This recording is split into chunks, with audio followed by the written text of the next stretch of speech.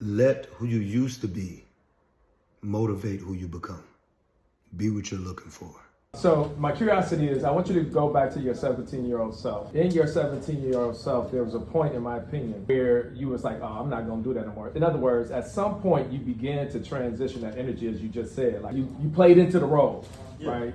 Let's say at 17, maybe even 18 or 19, at some point you were recognizing how to transition from really going, say, maybe another direction. Okay. When you started at that early age of recognizing how to shift, what did that look like for you? So, great question.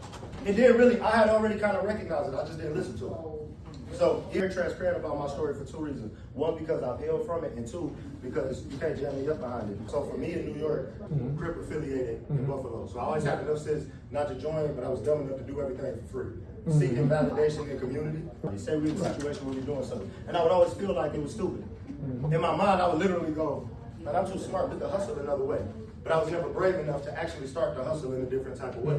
So even when I was doing this stuff, it was always something inside of me that was like, nah, don't do it. And that's my approach to the community.